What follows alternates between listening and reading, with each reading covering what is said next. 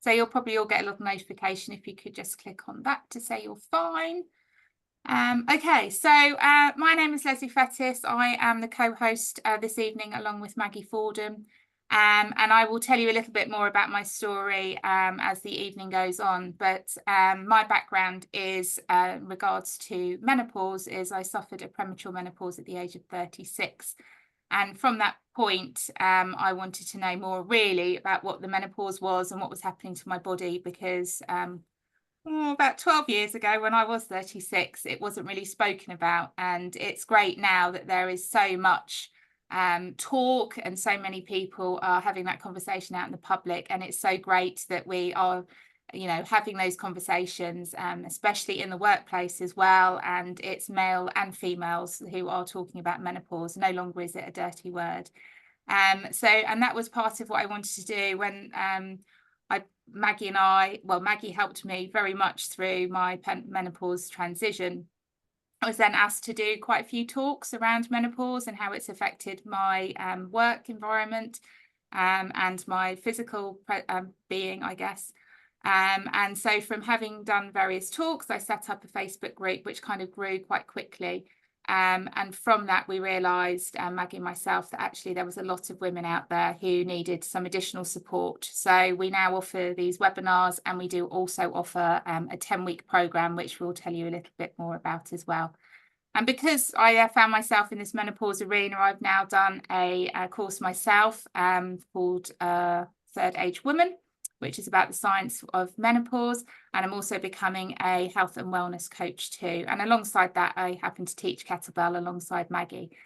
So I have very few hats, and I am obviously part of the Healthy and Happy Hormones, which Maggie and I started together.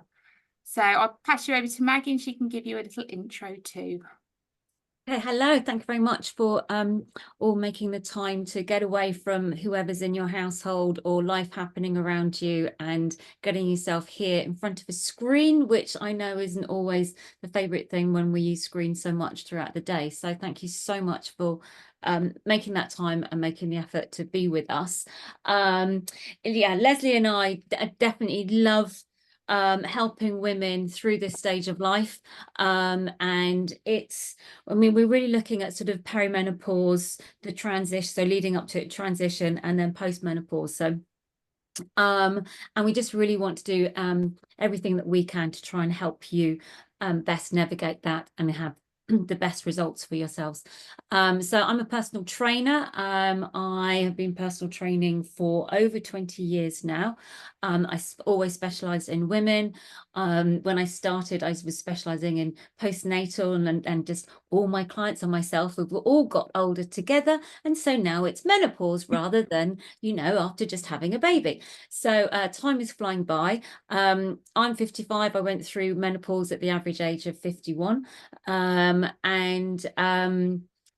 Yes, so I personally have found this knowledge really, really helpful. I think it's very much about a holistic approach, and I think that holistic lifestyle is essential, in fact, in the years leading up to it, in your peri stage. And then we're going to be looking at sort of key lifestyle strategies really to be taking through with us for the long term, and because at the end of the day, what we want to try and do is just try and help ourselves be as healthy and functional and keep going for as in a healthy way as long as possible.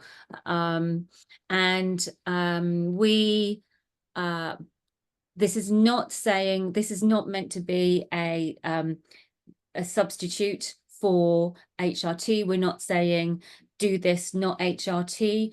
Some people want to do both. Some people don't want to do HRT at all. Whether you're using HRT or not, we still need to look at our own personal lifestyle factors, and you just can't escape that. Basically, HRT is not the magic bullet. So we want to look at what are the things that we can be doing for ourselves. So that's basically the introduction. Shall I get into the slides? The exciting slideshow that we have for you tonight And I just need Just to... while Maggie's doing that, if anybody wants to share any symptoms that they're having through perimenopause in the chats, then feel free, and hopefully we will address those as we go through our talk this evening. But if there's anything you particularly would like to know about, anything you're particularly struggling with, then feel free to pop that in the chat box, and hopefully we can address that as we go through this evening. Okay, how do I make that big screen? I failed at the first hurdle.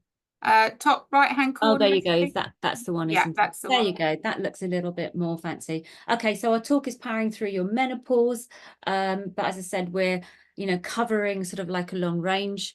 So tonight we're going to cover what is the menopause symptoms and their causes, menopause solutions.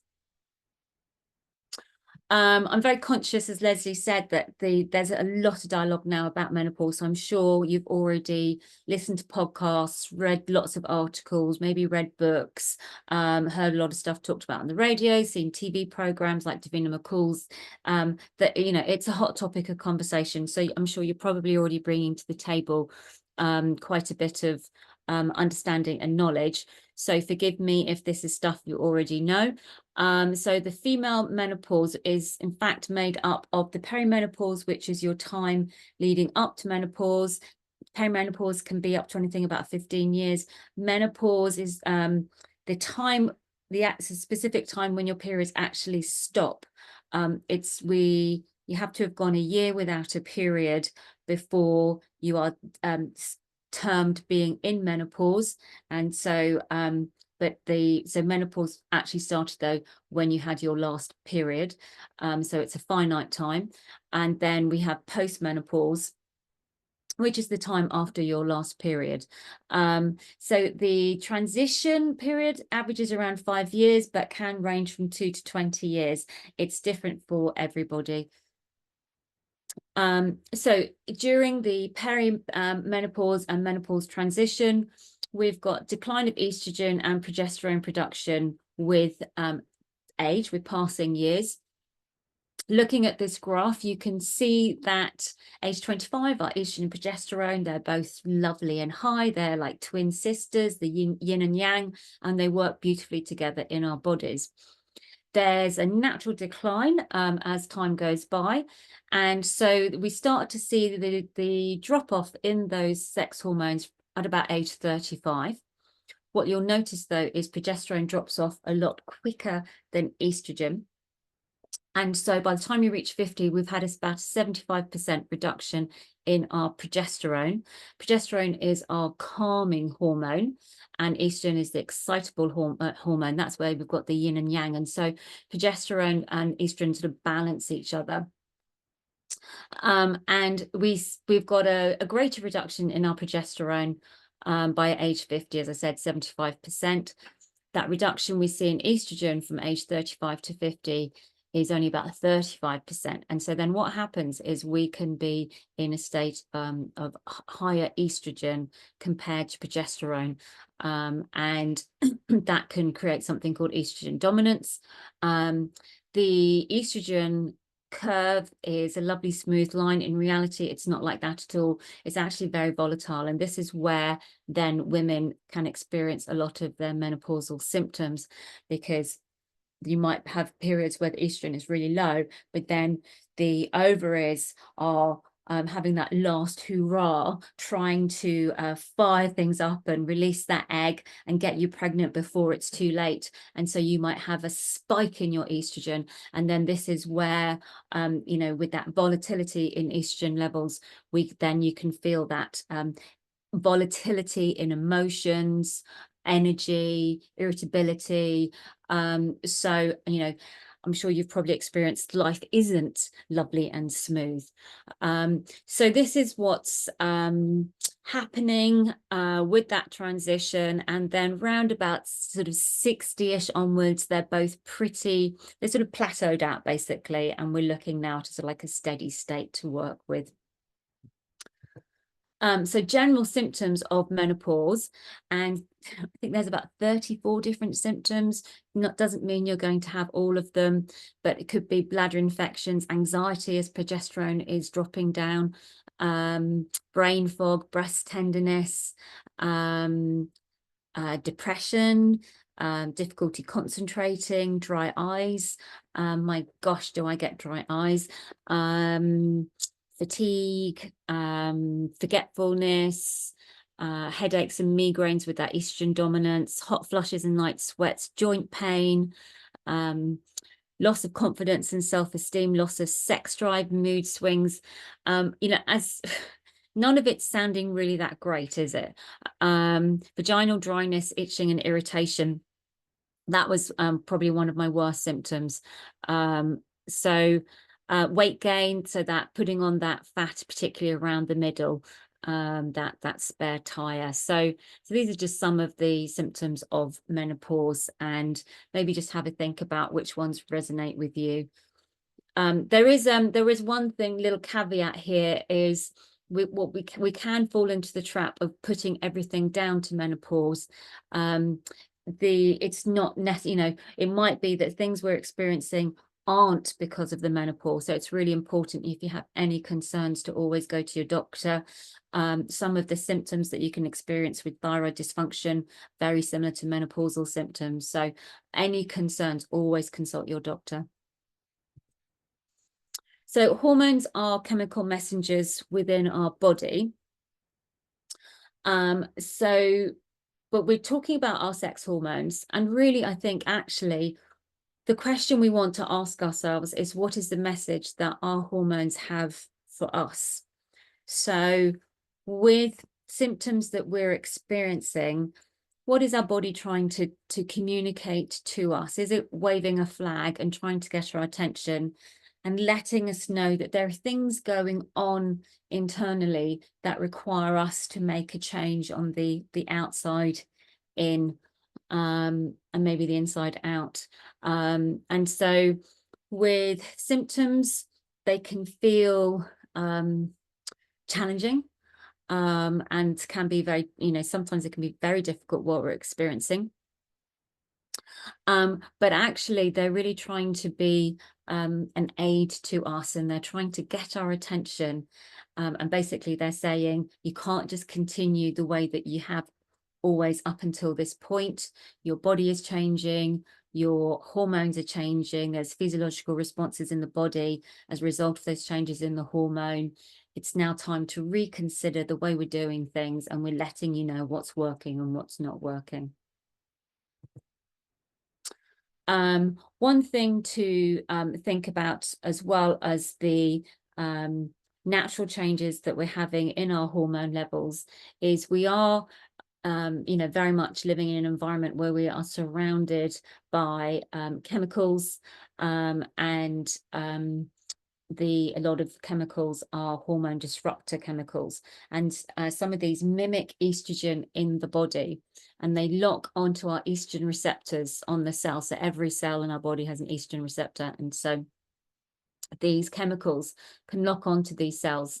Even in minute amounts, they can cause endocrine disruption, and they're sending the message to the brain that there's a lot of estrogen in the body, when in fact, naturally, hormonally wise, our estrogen levels are dropping.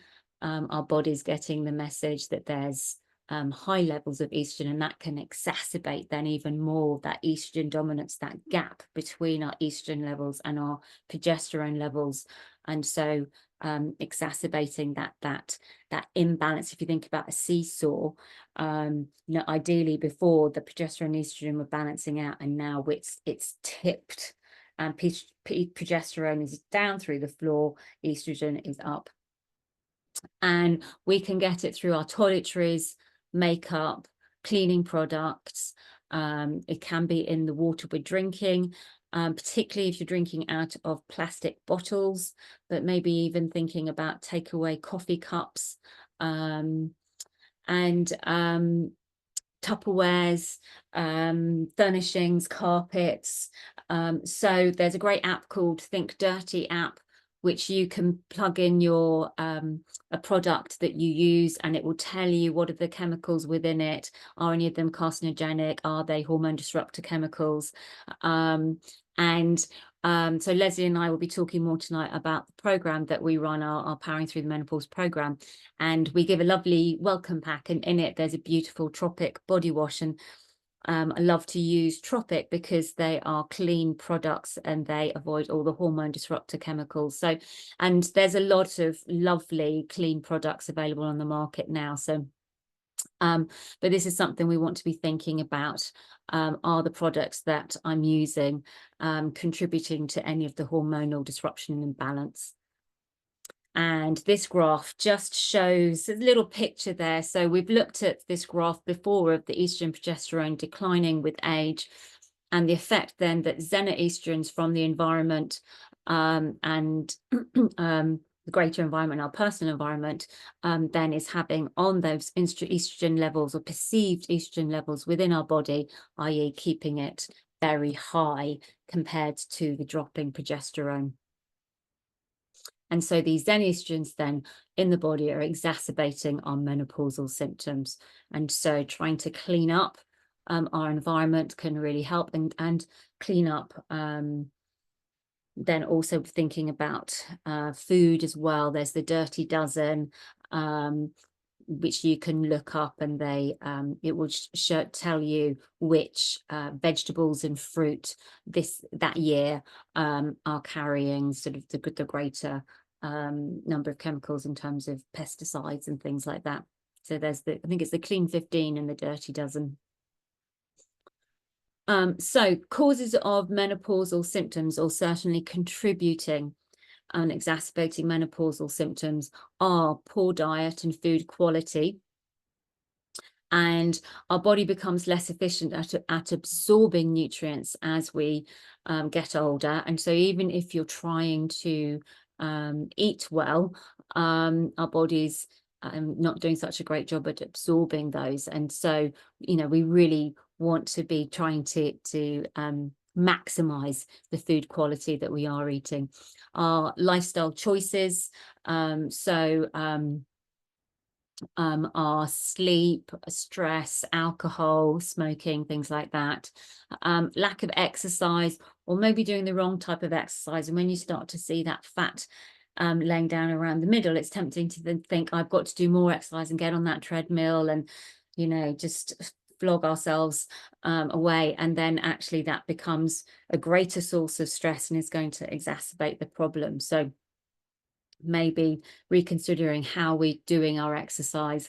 And then excess stress, and that can be internal or external. So internal, coming from our nutrition, what we're eating and drinking, and that can be causing an internal stress, inflammation within the body. And then there's external stress coming from the psychological, mental, emotional stresses of relationships, work demands. With that sandwich generation, aren't we, where we're caring for elderly parents, and then maybe got teenagers or young adults, or bless you, young children. So yes, so excess stress, and this is where stress management becomes really important.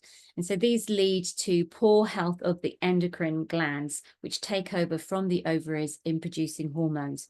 And the adrenals take over from the ovaries. So the ovaries until now have been producing estrogen, and the adrenals take over, and the liver, and other tissues in the body, but predominantly the adrenals. But also the adrenals, I'm sure produce cortisol and adrenaline. And so if we are under a lot of stress and the adrenals are busy having to pump out that adrenaline and cortisol, then it's going to take away their energy and production of or focus on production of our estrogen. And so we want to be doing everything we can to reduce stress in our lives, to free up the adrenals so that then they can do a good job of topping up our estrogen levels naturally. So looking at the effect that cortisol, the stress hormone, can have on our sex hormone levels. So cholesterol is a building block for our hormones. It is used as a main building block for the mother hormone pregnenolone. And you might have heard of pregnenolone if you've looked at any HRT at all. And pregnenolone is then, the mother hormone is then converted into either progesterone, and which is our, as I said, our calming hormone. It helps us get to sleep at night. With that calming, it helps with soothing, bringing down anxiety levels. And pregnenolone then is further converted into DHEA, which from that comes testosterone and estrogen. Now, cortisol, there's something called cortisol inhibition. And so if we're under a lot of stress, whether I say that's internal or external, then there is that cortisol inhibits the conversion of pregnenolone into our sex hormones, progesterone, testosterone, and estrogen. And so cortisol is leading to a lower production of those sex hormones. There's another mechanism that also happens where you get pregnenolone steal.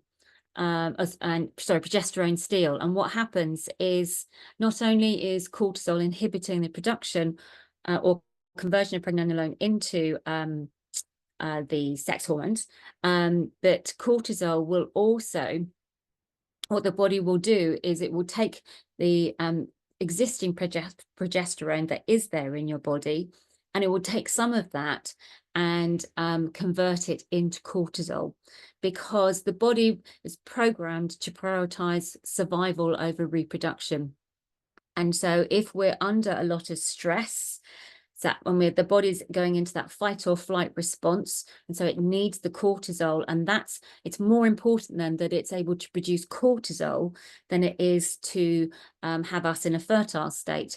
And so progesterone, needed for our fertility, for maintaining pregnancy, is being converted into cortisol because the body's trying to pump out all this cortisol, and so it's getting extra help by converting progesterone into cortisol, and that's going to reduce our progesterone levels even more. And this is where I'm sure you can get what I'm saying here. You can relate to that feeling of when you've been under a lot of stress, you've been really depleted, you feel you're much less resilient, much more anxious, much more easily things will just tip you over the edge. And so there's a bit of a vicious circle going on here. So we need a new map. So move more, eat less doesn't work anymore. It's no longer about counting calories, cutting back, going to the gym, just trying to crank out those miles on the treadmill or the bicycle, or doing another HIIT class and just trying to beat the body and burn those calories. And it's not about calories in, calories out. It's not about punishing the body. That just does not work. All that's going to do is create stress within the body and sabotage things even more. So hormonal imbalance will sabotage our health and weight loss efforts. And so with the changes in our hormones, with that transition that we're going through, they were experiencing that bit of hormonal balance. And so then if we respond to that by trying to eat less, do more, we're just adding to the problem, and it's going to sabotage your efforts to try and get more healthy and lose weight. So we need a new map. We need a new way of living for long-term health to counter effect the drop in our sex hormones. And I think I'm going to hand over to Lesley here, aren't I? Unmute myself. Do you want to stop screen share, or do you want to leave that on? I don't mind. You get to see my ugly face otherwise. So yeah, I just thought I'd interject now and give you my tuppence worth, my little story. So as I said at the start, I was 36 when I was told I was experiencing what they refer to as a premature menopause, or also known as premature ovarian insufficiency, which came as an utter shock to me, but it kind of also answered a lot of questions. It made a lot of sense. I was having absolutely horrific night sweats, to the point, you know, I'd wake up in the middle of the night and I'd be having to change my sheets, having to wake my husband up and go, I'm really sorry. And honestly, properly dripping in sweat. So I had really disturbed night's sleeps. I was suffering from those sweats, but I was also suffering from hot flushes during the day as well. And my other job is I'm a director for a marketing agency. I do a lot of presentations for my work, and one particular one I was pitching for a new client in Oxford who was a biotech company, and it was a really like prestigious proposal we were a job that we were going for, we'd been invited to pitch for. And I went into this meeting room, and honestly, I could feel the heat just coming up from my feet, and it just grew and grew and grew, and it came all the way up. I was in this nice crisp white shirt, and by the time I think I left the office, it was pretty much see-through. I just couldn't concentrate. I lost all my words. I was in a position I'd never found myself in before. I'd always been quite capable of delivering a presentation and responding to questions, and all of a sudden everything had gone blank. Couldn't even remember who I was talking to. And my colleague was drastically trying to fill in the gaps and just was floundering as well, because it was my presentation, it had been my pitch, and I hadn't really shared all the detail of everything we were going to go through. So kind of walked out of that meeting feeling absolutely distraught, real massive knock of confidence. And it just felt like that was the sort of the point that it just kept building and building and building. And I was just like, this, what's going on? I just don't feel myself. So to actually be told that it was menopause was kind of like, oh, I didn't even know that it was possible to have menopause so early in life. But it also made a lot of sense. It kind of like all those symptoms that I was experiencing, and brain fog was a massive thing. You know, I'd go shopping and I'd come back and I've like, I've no idea where my debit card is, and I'd find it 2 days later in the fridge stuck to the yogurt pot. You know, and I'm like, how did it even get there? I don't know. What did I do with it? And, you know, had these moments of just sheer panic, and not really understanding what was happening. So for me at the time, we obviously discussed about HRT, and I went away and I did my own research. And as I say, 12 years ago, nobody really spoke about menopause. It wasn't a thing. I didn't really know much about it from my mum's own experience. There was just one day some primrose oil capsules arrived in the kitchen cupboard. And I'm like, oh, what's this, Mum? She's like, oh, they're for my hot flushes. And that was it. And, you know, we didn't really talk about it. None of my peers were going through it. I couldn't really talk to any of them. So Maggie was my gift, really. And we'd had a long-standing relationship at that point. And Maggie was a fitness trainer. And I just phoned her up and I said, look, what do I do? I'd put on an awful lot of weight. And I was experiencing all these symptoms, which I just wasn't in control of. And I said, look, I think I'm going to go on HRT. And I did take that decision purely for the fact that I needed to protect my heart. Heart disease runs in my family. And so does osteoporosis, which was the biggest worry for me, was having premature menopause so early that actually if I was running around after my son, who was then only 18 months old, you know, I didn't want to be tripping over and breaking a hip. So for me, actually taking HRT made an awful lot of sense. And it did help alleviate my symptoms. My night sweats reduced, my brain fog reduced, but it certainly wasn't the magic bullet I was expecting it to be.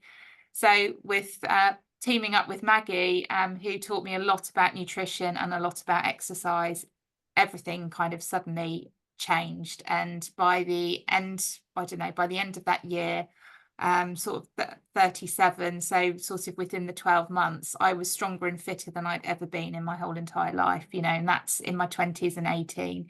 You know, when I'm been backpacking around with massive rucksacks and stuff, suddenly I'm running half marathons and I'm doing obstacle courses, which I never ever thought were possible.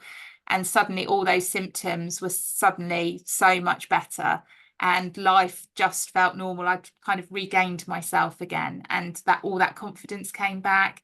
And it was purely just understanding what was happening to my body, what those hormones were doing and why, and what things I could put in place to help alleviate those symptoms. And because I took up strength training and because I looked at my nutrition, I then would have, I would have a DEXA scan every year, which is a scan on your bones, because of having it at 36. And after about 3 years of having my DEXA scans, they didn't need to scan me every year anymore because I'd actually improved my bone density. And that is purely down to really my nutrition and my exercising, and hence why I now wax lyrical about kettlebells and strength training and have become an instructor myself, because I've really seen what the benefits are of that. And obviously eating well. And then, you know, within our program, we also talk about stress management and sleep management as well, and how important that is, and actually really understanding what we can do to help ourselves. And it's just small changes. We're not talking about, you know, throwing everything out and saying no to everything, and you can't eat cake and you can't go for a run, or you can't, you know, do all the things that you find happiness in. But it's knowing and understanding what your body is now capable of, because those hormones really are changing, and things do have to change in order for you to stay fit and healthy and carry on a long, healthy, you know, strong life going on into the future. So anyway, that was my experience, and I have to say I'm definitely stronger for it now. And yeah, it does get better. It's a moment in time, but it happens to all of us, and symptoms are varied between everybody, but really what we need to be doing is everybody's the same. It's that holistic approach, isn't it? So I will let Maggie explain a bit more about what that holistic approach is and some of our top tips. Thanks, Lesley. Thank you for sharing that. Okay, back to my screen sharing. There we go. Okay, so we're looking at natural solutions to the symptoms of menopause, and I suppose really we could change that title maybe just to maybe sort of like holistic approach to lifestyle with menopause, transition, post. I think yeah, I really want to just say that we're not here to just bang the drum about menopause, you know, but Lesley and I have been working together teaching the kettlebell classes for years now, and we love working with the ladies, and it's really just a continuation of being fit and healthy, and how, you know, what we can do to take care of ourselves. So things that we do want to be considering are declining estrogen does have an effect on different aspects within our body. First one is increased systemic inflammation. So at a cellular level, there is just greater inflammation now because estrogen and progesterone together are anti-inflammatory. They're like a buffer to inflammation. And so we're just, our inflammation levels gone up. Inflammation is the biggest cause of diseases within our body, and we're also seeing a reduction in our insulin sensitivity. That means that the body needs to pump out more insulin in order to bring our blood sugar levels down, because the body doesn't like blood sugar spikes. When insulin is floating around the body is in a fat storage mode, and so with reduced insulin sensitivity, more insulin being pumped out, then our body is more in fat storage mode. Hence, we're seeing that storage of fat, particularly around the middle. So we're seeing weight gain, and also then a greater chance of developing diabetes. It causes a reduction in bone density, as estrogen is used to fix calcium. And so females' peak bone mass is 30 to 35 years. And in the first 5 years after menopause, our bone density levels drop by 10% approximately. And then after that, about 2% per annum. So from the point when we hit menopause, there's a big drop in bone density, and then it continues to decrease little by little after that. And so we definitely want to be taking steps to not only try and protect our bone, you know, well, yes, to protect our bones, and we want to be, where we can, even trying to build bone density, which, as Lesley shared, she successfully did with changes to her nutrition and her strength training. Declining estrogen also leads to a reduction in or loss of muscle mass and therefore strength. And that's because estrogen is anabolic. It's used in the body to help build muscles. By age 40, we're losing 8% of our muscle per decade. So if you've noticed that change in tone in your muscle, and with less muscle mass, it means we've got a smaller metabolic engine. And so our body's now burning less calories each day just by the muscle burning that up, and that can be up to about 200 calories less a day. So then if you're eating the same way that you always have, but now you've got less muscle, and then maybe a metabolism that's reduced by about 200 calories per day, you're going to then little by little be putting on weight excuse me, all the time. So by building our muscle, well, we're doing our strength training, we want to hang on to muscle. If you've lost muscle, it can help us build muscle, and it's going to help with our strength, and it's going to help with our metabolism. So the reduction in estrogen also is leading to higher risk of cardiovascular disease, so greater risk in heart attacks, stroke, and a reduction in cognitive and brain health, because we've got estrogen receptors within the brain, and so lower levels of estrogen then affects what's going on in our brain, and we see that then long term in terms of dementia. Good news is that strength training can attenuate some of those changes, and a reduction in vaginal atrophy. Reduction in our pelvic floor strength. We're seeing, in fact, increased pelvic floor weakness and increased vaginal atrophy. So where the tissues of the vagina are thinning, they're less elastic, they're less moist. That can lead to pain, irritation, painful sex, and can lead to incontinence, because those muscles just aren't able to contract in the same way with that loss of moisture and loss of elasticity. And this is where maybe any weakness or problems in the pelvic floor, maybe that you weren't aware of, maybe from previous childbirth, now becomes apparent because of the decline in the tone in your pelvic floor with the drop in estrogen. And so suddenly we're experiencing stress incontinence, or, as I said, painful sex. And that was a big one for me, the painful sex, because, I didn't want to stop having sex. Okay, so our main issues then with the changes in our hormones are the reduction in our insulin sensitivity, which is really setting us up then for storing more fat and predisposing or adding to that chance of diabetes.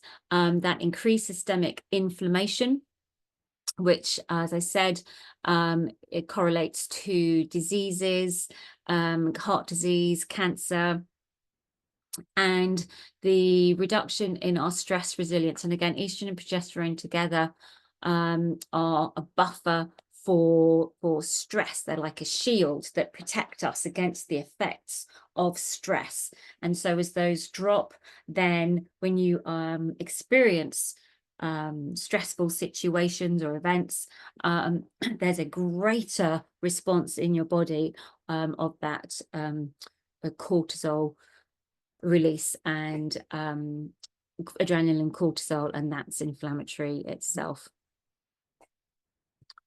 So the good news is that the nutritional protocol to help with hormonal balance benefits in every single one of these areas of our health. So it benefits our gut health, it benefits in terms of menopausal symptom reduction, it benefits our bone and heart health, it benefits our brain health, and it benefits with weight management.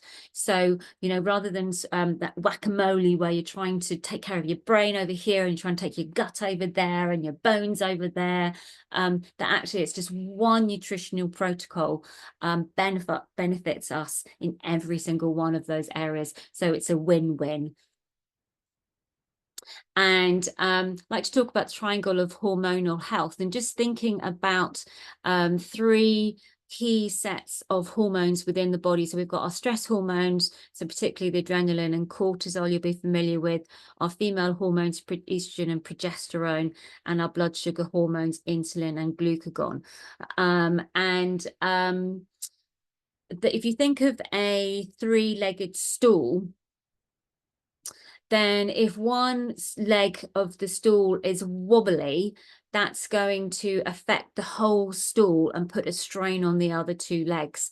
And so we've got our female hormones, estrogen and progesterone, are wobbly, and it's putting a strain on our stress hormones and our blood sugar hormones. And so we want to do everything we can to take control of the things that are within our control. And our blood sugar hormones are at something that's absolutely within our control. We have 21 opportunities a week to impact our blood sugar hormones, i.e. that's 3 meals a day, 7 days a week. And so with every meal, you can be taking very positive, conscious steps to help stabilize those blood sugars, shore up that the leg on the stool, and help bring a bit of stability into the system. And so this is where our nutritional protocol then becomes so important, because it has such an impact on our blood sugar hormones. Okay, so the nutritional protocol is all about stabilizing blood sugars. So eating foods that we want to be avoiding foods that cause an insulin release. And so that's foods that's going to spike up blood sugar levels. And so then the body has to respond by releasing insulin to bring those blood sugar levels down. And that is in fact foods like whole grain breads that can be seem very deceptive, sweet fruits, dairy foods, starchy veg, sugary foods, and avoiding foods that cause cortisol release, so things like caffeine, alcohol and sugar. And then really emphasizing foods that are low in insulin release, like proteins, low starch veg, dark fruits, good quality fats. Because when insulin is low, fat is not deposited around the middle and fat burning can happen. So top tips for keeping blood sugars steady. So we want to start the day with a power breakfast. So don't skip breakfast. Now you may want to make sure that you've had a 12-hour window from eating dinner the night before till breakfast, so your body's had that chance to rest and digest and go through that natural repair that it does overnight. But we can cause blood sugar instability by fasting, by not eating.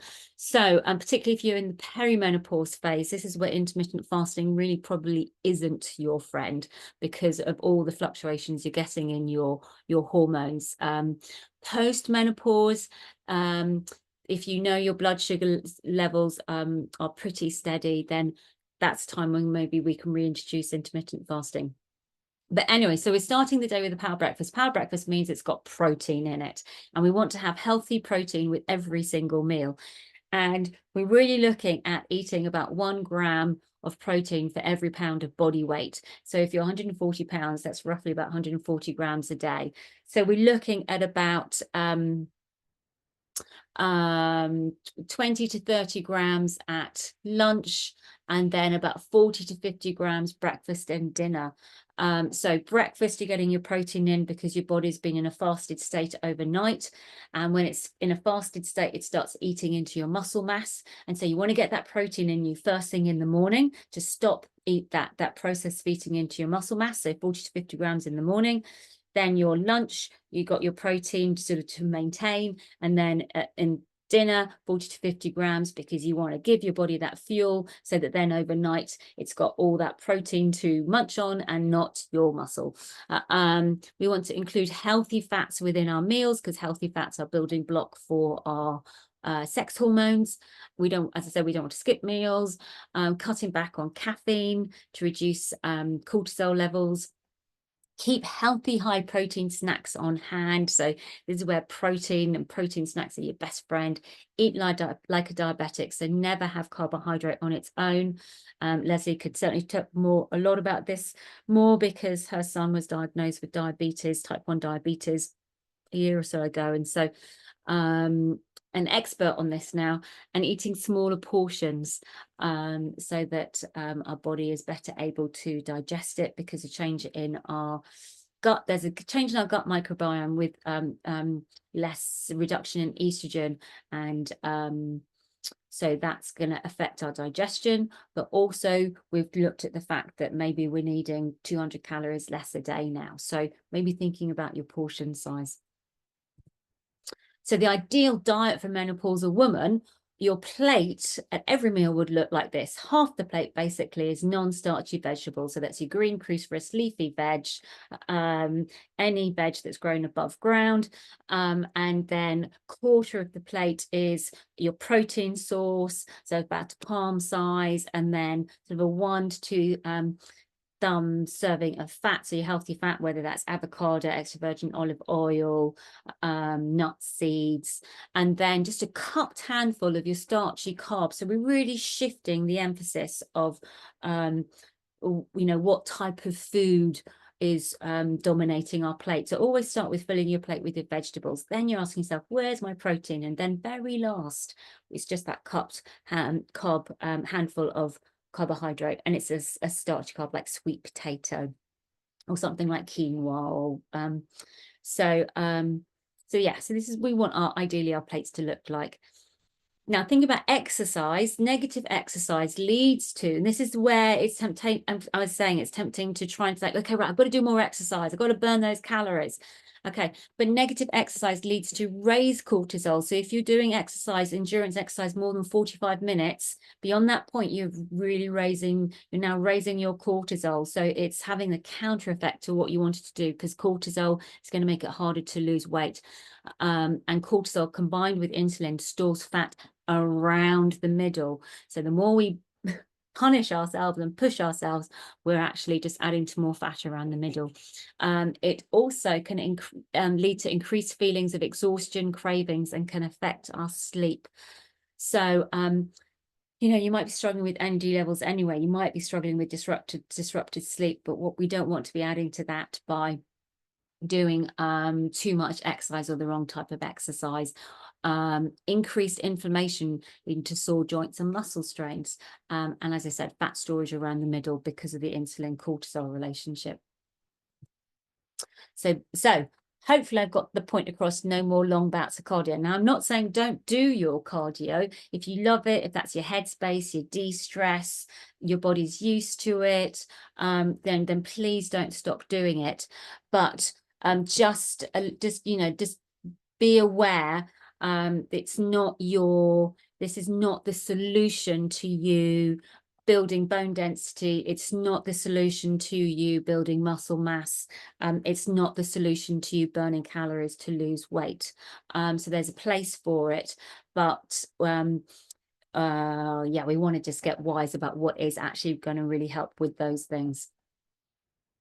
So the right type of exercise is exercise that's going to build our muscle mass and strength, increase our bone density, reduce risk of stroke and heart disease by 40 to 70%, increase your mood and mental clarity, increase your metabolism, reduce abdominal fat, and increase mobility, flexibility, and balance. And basically, strength training achieves all of these things. There was a study showing that by strength training 3 times a week, it reduced your risk of stroke and heart disease by 40 to 70%. And when you're doing effective strength training, it mobilizes the fat around the middle and helps your body to burn it off. So, and I'm sure you know that strength training is exactly what we need to build muscle and increase our bone density. Little diagram or template here of maybe what exercise, ideally how we want exercise to be looking in our week. And so we've got our pyramid or triangle, and at the bottom of that is our base layer. So this is what we want to make sure we're absolutely doing before we think about anything else.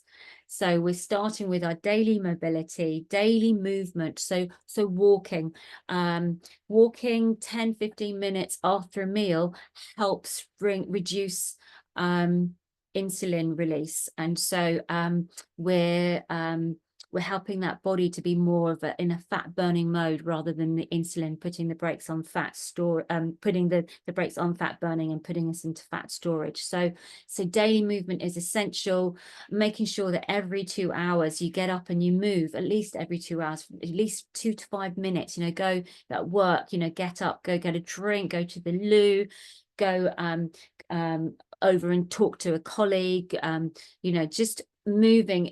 Studies have shown that just moving, making yourself move throughout the day rather than just sitting still, helps your body be more insulin responsive, less insulin resistant.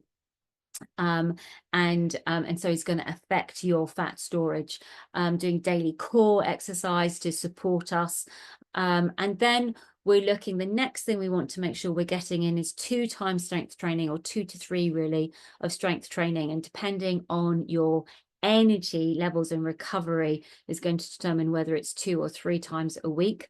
But it only needs to be 20 minutes, doesn't have to be massive long sessions. And then in between your strength training sessions, you can be getting in your balance and functional movement. So we balance can, you know, our balance can go. So we want to make sure we're doing one-legged work, and yoga is great for this, and one-arm work. That's lovely exercise to be getting in. And then at the top of the pyramid, so only when all those other things are in place are we then thinking of high intensity interval training, HIIT. And for HIIT to be effective, you only need 45 minutes a week. So we're not doing loads of it, because otherwise we're going to really raise the cortisol levels. Now, so that might be 3 times 15 minutes of HIIT a week, or it might be 2 sessions about 20 minutes, or 1 of 45 minutes once you're, you know, you've really worked up to that. But again, we're really looking at, how does my exercise leave me feeling? Am I then exhausted for the rest of the day? Am I finding it hard to get to sleep that night? If that's the case, then we want to change something, you know, what would some element of that exercise that's not working for us. So yeah, so hopefully this is giving you a little picture there of what you know, exercise our exercise week is going to look like. So not only are we thinking about nutrition, thinking about exercise, but our rest and recovery are as important, because we actually get fitter and stronger during our rest periods, as that's the time when the rebuilding occurs. So the exercise causes the activation of muscle fibers, and in fact breakdown of muscle fibers, and it's in the rest period that then the rebuilding occurs. So rest is so important, and rest allows cortisol to settle back down. So in fact, in post-menopause, you really need 72 hours between one strength training session and another for cortisol levels to come back down before you then do another strength training session. Elevated cortisol increases risk of injury due to inflammation. And I don't know if you noticed, but you know, sometimes it feels like you're going from one injury to another, or one achy joint, an achy elbow to an achy knee, or achy wrist, or suddenly my shoulder's hurting. It's, you know, our bodies just don't bounce back in the same way. So we need rest and relaxation in our schedule, in our weeks as well, and using things like foam rolling, massage balls, or getting a massage, a sports massage or a relaxation massage, really prioritizing self-care. And including things like restorative yoga. So I think we've come very much from the go, do, you know, build, make it happen, and actually stopping and unwinding and letting go and just be can feel so counterintuitive and just, you know, not what we're used to. But this is a time to really be bringing things like restorative yoga and Tai Chi, nature walks into our lives to reduce the stress hormones. The more we can get those stress hormones down, the more the body can get into fat burning. So it's time for you. It's time for a radical self-care, as opposed to that starve yourself, beat yourself, punish your body. It's time for a complete change, and that radical change is actually I'm going to stop. I'm going to slow down. I'm going to rest. I'm going to nourish myself. I'm going to nurture myself. I'm going to say no to things, to other people, things that other people are asking me to do. I'm taking stuff on my plate rather than trying to squeeze in as much as possible. Love these quotes. So Brené Brown over on the right, people may call what happens at midlife a crisis, but it's not. It's an unraveling, a time when you feel a desperate pull to live the life you want to live, not the one you're supposed to live. The unraveling is a time when you are challenged by the universe to let go of who you think you are supposed to be and to embrace who you are. And I said to my body softly, I want to be your friend. It took a long breath and replied, I have been waiting my whole life for this.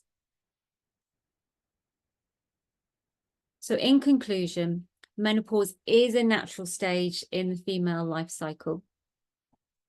We're looking in terms of our nutrition, of supporting the liver, which is the seat of our hormone production and our fat metabolism, cutting out the stimulants that are going to interfere with the liver's function, stabilizing our blood sugars, undertaking the right type of exercise, really paying attention to our stress management. It's a time to be celebrated because it can be a time of real positive change, not frightened of, and looking at how we can manage the process naturally, getting the help where we need, yes, but what can I be doing naturally for myself? So thank you very much for your attention, and I'm going to hand back to Lesley. And it's dead on 9 o'clock, Lesley. That was my challenge. That was my challenge, to be done by 9. That's what I've ever achieved. Well done. Thanks, Maggie. As always, just so insightful and so much information to cover. And that kind of gives you a little flavour of what we go through in much more depth in our 10-week programme that we're offering. And for everyone who is on the webinar, we have a little discount for you. So rather than £347, £297 for the 10 weeks. And that includes an amazing welcome package, which is worth about £60 worth of goodies, and that includes some Tropic products, as well as exfoliating mitts and various other wonderful things, which everybody has always received with such joy. And we go through everything that is in that pack. It relates to all the weeks that we go through. You will get 10 live sessions with myself and Maggie every week. So every Tuesday evening, we come online and we will talk about a specific topic, starting with nutrition and working our way through. And I'll show you how that breaks down in a moment. Each week you'll get resources. So you'll get helpful recipes. You'll get an exercise planner. I'm going to share one with you now. So you've got that to have a look at to help you try and set your weeks up, knowing where your exercise can slot in. Nutritional plans to help you balance your hormones. We'll have a private Facebook group. We only look to have 12 people on our courses at any one point, so we can have a really tight group of ladies to help support each other. You will get home workouts, so there'll be 10 weekly workouts to be done at home, and they'll be positioned in a way that no matter what level of exercise you're at, or activity you're at, you'll be able to do those. And you will get 3 personal coaching calls as well. So that will be with Maggie or myself. And they'll be throughout that 10-week period. So we tend to have one right at the start, make sure we understand what your goals and objectives are from the 10-week programme, understand you and where you're coming from, a check-in in the middle of the session, and then one at the end to make sure you're on the right path. So, you know, we've helped you achieve some of those good, healthy goals, habits to carry forward. If you could just flick to the next screen, Maggie, I think. So you can just see the kind of shape that it takes over the 10 weeks, and we go into nutrition quite in depth, and don't be scared, but there is a detox part of it as well. But that's what we all do together, and we work through that. And you get to understand more about what is happening to your body. So all the things that Maggie's been talking about, that insulin sensitivity, the cortisol build up, all of those things become much more clearer going through with the nutrition. and our gut health sections as well. We then have a period where we kind of tie up everything we've talked about from a nutrition perspective and why we've done the detox and what each stage of that detox is. And it's really done. It's not done. We don't cut everything out. We take our time through stages of learning what each food does and why we're removing it, and the protocol to do that. And then we will talk about movement and hydration and how good that is for us, and echoing what Maggie's just been saying as regards to strength training. And then we have a week on sleep and a week on stress management. So again, understanding how we can actually take control of what our body's going through and the impacts that external influences can have on us and what we can do to help. Sometimes we can't, sometimes we just have to go, okay, this stress is happening and there's nothing I can do about it. But being able to understand what effects stress is having on you, I think is really benefit. And it is about having that time to yourself and taking time for yourself and giving yourself some rest as well. And then the next slide is just a little testimonial from one of our ladies. We did a 12-week program, and Kat was very complimentary about how she's managed to put into effect the practical advice that we've given her, and how she sees it as an investment in her current and future health going forwards. And we don't expect to, within the 10 weeks, to kind of completely change you. We're not expecting you to suddenly become a bodybuilder, or you're going to shed 2 stone in weight. But what we want to be able to do is give you some effective tools to go forward. So helpful, manageable lifestyle changes. And hopefully at the 10 weeks, you'll see a result, which we know a lot of our ladies have done, losing inches off weight, off their belly and off their thighs, sleeping better, just feeling better, feeling more energized. And we know we can hand on heart say that. And, I was one of these people. I did this originally, and Maggie and I have now been able to formulate this and share our knowledge and our practical advice to lots more other ladies. And so just final slide, I think. So yeah, if you would like to know more, please do drop us an email. Find us on socials. We have a little website. I'll share this guide for Exercise Now, which is a link on our website as well. So do go and have a look around. There's a little blog section on there as well, which will be updated more regularly as we go forward. But the next session starts on the 7th of May. So you've got 2 weeks to have a think and book in a discovery call with Maggie or myself. We're always happy to have a chat with anybody. And so shall we stop the recording and maybe think about some questions? Hopefully we've covered